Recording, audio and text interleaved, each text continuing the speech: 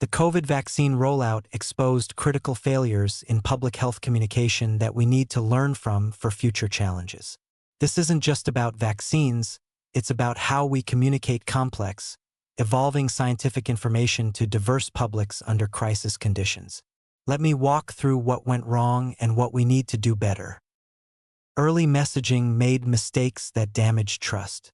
When rare side effects emerged, initial responses sometimes downplayed or denied them rather than acknowledging them honestly.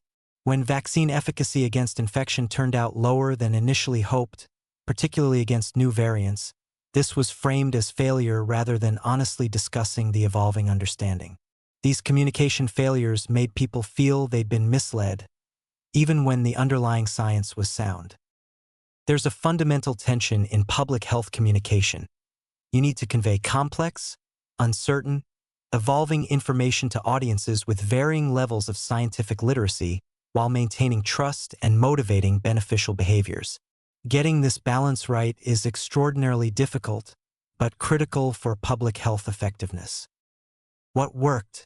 Transparent acknowledgement of unknowns built more trust than defensive certainty. When communicators said, "Here's what we know, here's what we don't know yet, here's what we're watching," it resonated better than oversimplified guarantees. Rapid response to emerging misinformation mattered more than perfectly polished messaging. And community-trusted messengers, local doctors people knew personally, faith leaders, community organizers, reached audiences who rejected messages from distant public health authorities. What failed? One-size-fits-all messaging that didn't account for different communities' specific concerns and contexts. Condescension toward people with legitimate questions, treating skepticism as ignorance rather than engaging with underlying concerns. Defensive dismissiveness when problems emerged, rather than honest acknowledgement and explanation. And failure to anticipate how scientific uncertainty would be weaponized by bad actors. Here's what we need going forward. First, massive investment in scientific literacy education starting in elementary school. People need to understand how science works, how to evaluate evidence, why uncertainty doesn't mean ignorance, and how to distinguish between reliable and unreliable sources. This is foundational citizenship education for the 21st century. Second, training scientists in public communication. The skills for writing peer-reviewed papers are completely different from skills for explaining science to lay audiences.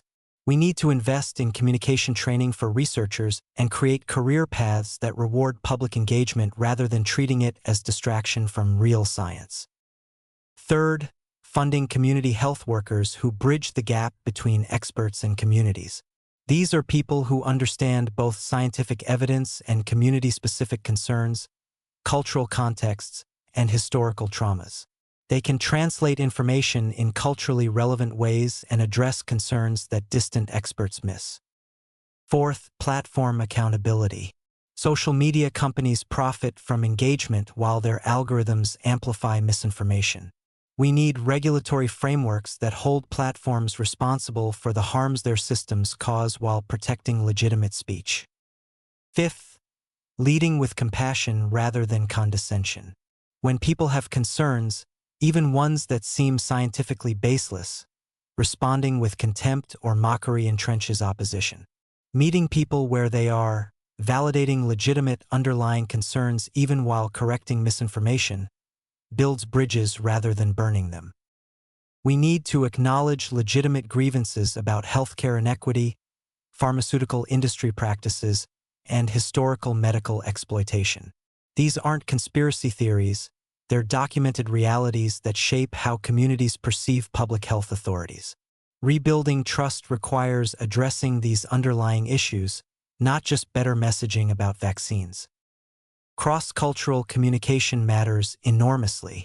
Messages that work in one community completely fail in another.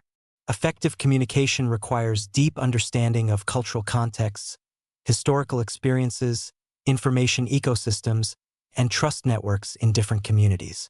Cookie-cutter national campaigns miss this completely. Finally, we need intellectual humility and honesty about past failures.